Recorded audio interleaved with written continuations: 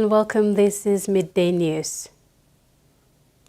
A senior police officer and a police constable were among 3 civilians who were arrested in a major drug bust in Port Moresby on Saturday, June 14, in a hotel room for having in possession methamphetamine.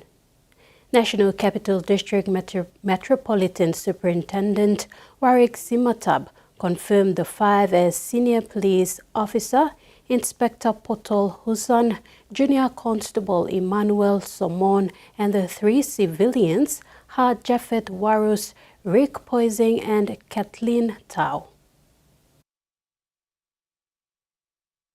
2 police officers were caught with methamphetamine during a drug bust over the week. Among them were 3 civilians. And City Metropolitan Superintendent Warwick Simatab said Inspector Potol Hussain, Junior Constable Emmanuel Somon, Japhet Warus, Rick Poising, and Catherine Tao were apprehended in a hotel room.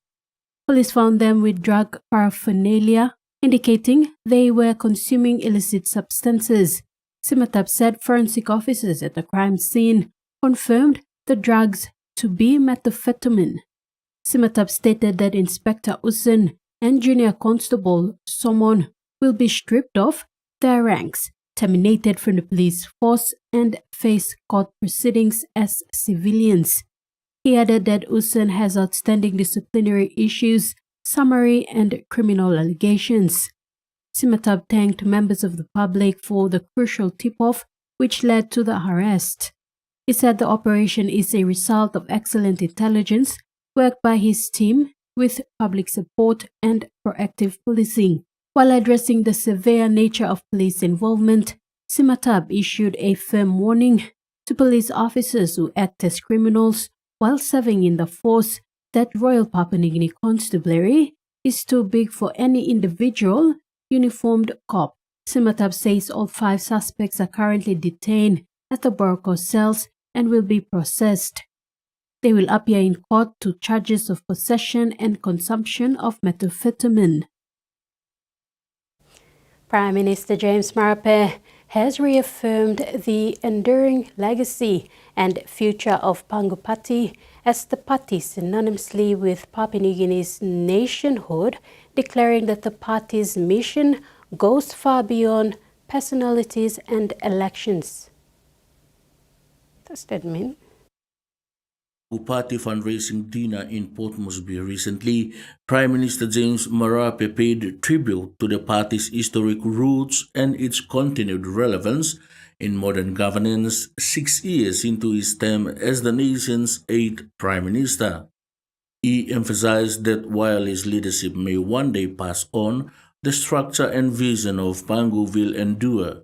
The Prime Minister used the occasion to also outline government's achievements and forward strategy, highlighting over 29 billion kina in capital investment delivered in 6 years, major infrastructure connectivity, including roads to Telefomin and Vanimo, plans to link Port Moresby and Lay-by Road for the first time in PNG's history, stronger judicial independence and expanded justice infrastructure, and delivery of specialist national hospitals, including the National Cancer Center, National Art and Cardiac Center, and dedicated kidney and dialysis center, bringing advanced healthcare services to Papua New Guineans previously forced to seek treatment overseas, a long-term succession plan for party leadership beyond 2027, and a bold vision to grow PNG's economy from 79 billion kina in 2019 to 200 billion kina by 2032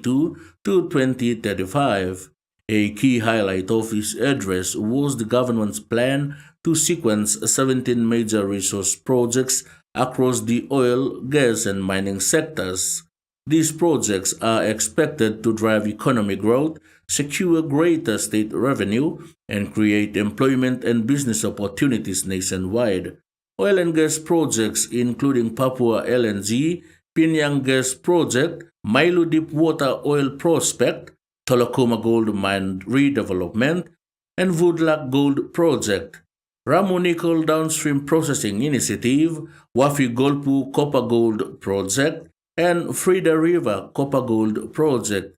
Simberi Gold Project's expansion, a new Pogara Gold Mine, which was recommissioned with improved terms and 20-year life, Mount Kare Gold Project, and Kainantu Gold Expansion.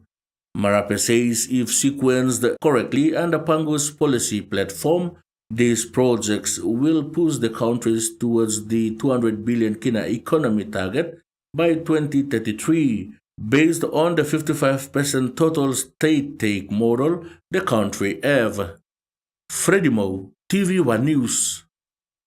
Farmers and Settlers Association, in a submission to Treasury, the Internal Revenue Commission and PNG Customs raised issues of biosecurity, the protection of local industries and promotion by reducing tariffs and taxes to grow PNG industries. Association President Wilson Thompson stated that new local industries and jobs can be axed if government agencies do not enforce protocols. He said low prices and sourcing of products that are biosecurity risk affect local agriculture and processing industries. The association presented these concerns raised by its members, mainly farmers on local manufacturers being threatened by cheap imported products. Thompson said PNG does not import uncooked poultry products from Australia, which is not listed as a threat, but from another country. The biosecurity risk is great. The biosecurity risk is great because it could destroy local poultry.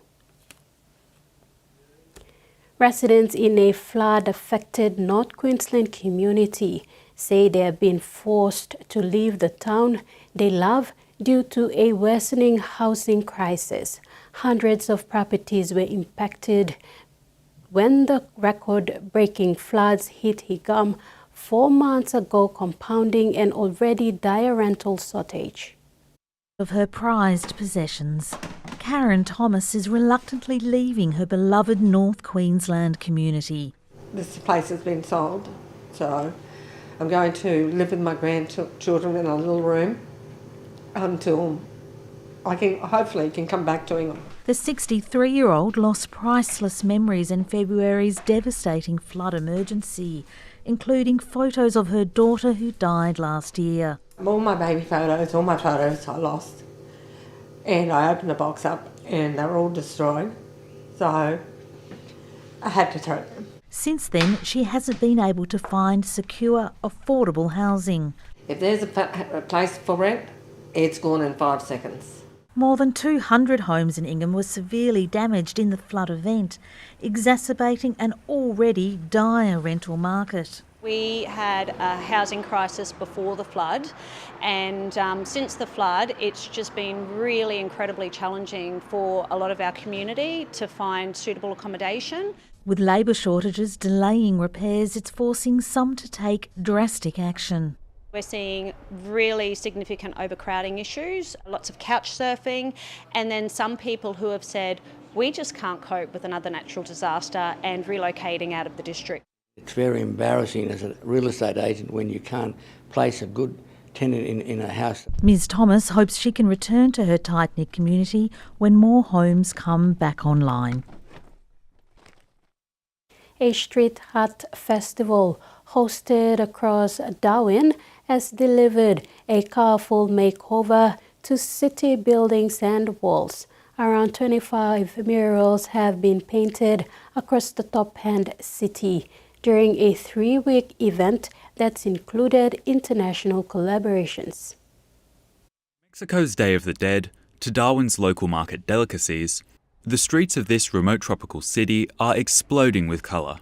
Angie and I decided to come up with the concept to kind of bring some culture from Mexico and California out here. I just love to be able to share, something from back home around the world. Over the past 3 weeks of the Darwin Street Art Festival, 25 new murals have appeared across the city.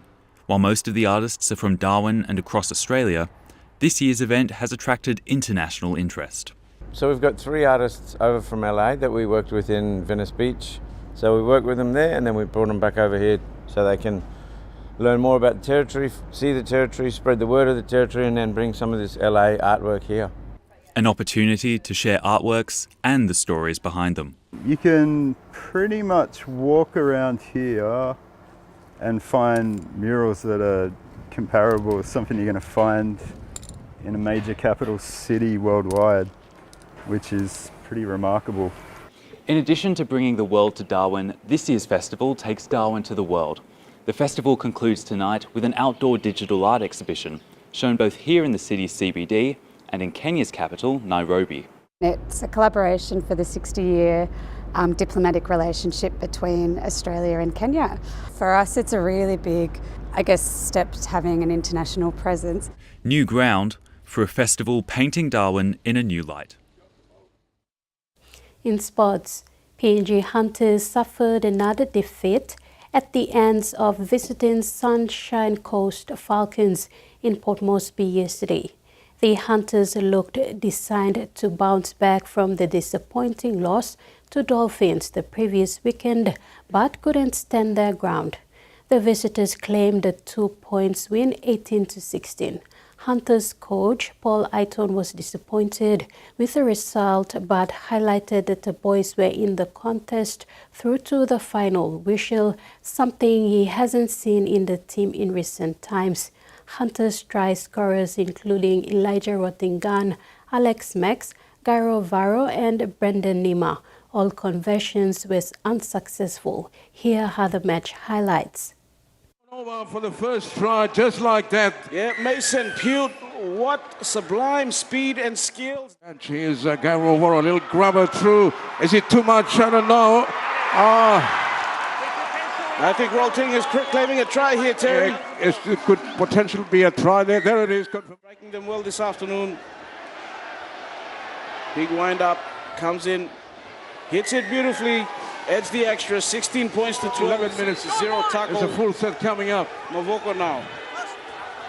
Clear. Oh, good cut out pass. Voro, he's got players outside him. Voro gives it up easily. Nima's over. The Hunters have equalized this match with 10 minutes 45 left on the clock.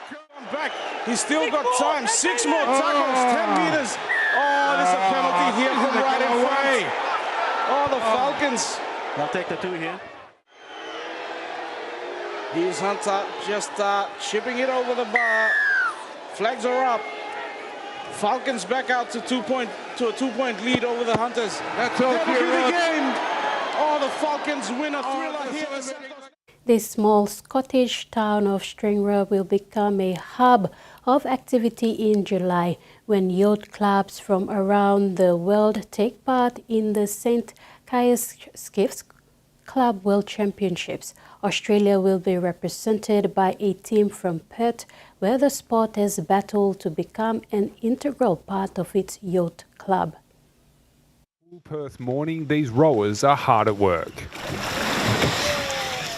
preparing for the St. Ives Skiff Club World Championships in Scotland. We've now taken 16 rowers over to Scotland, mixed. We are all over 50. And the age range goes up to 79. Attention! Go! St. Ives skiffs are based on traditional Fair Isle skiffs fishing vessels, originating from a push to help stimulate boat building in Scotland in 2010. Since then, interest in the sport has taken off, with the skiffs being built around the globe and the inaugural World Championships held in 2019. A trip to Hobart a decade ago sparking the club's interest in this unique discipline. And while I was there, I literally stumbled across one of these boats that was partly under construction.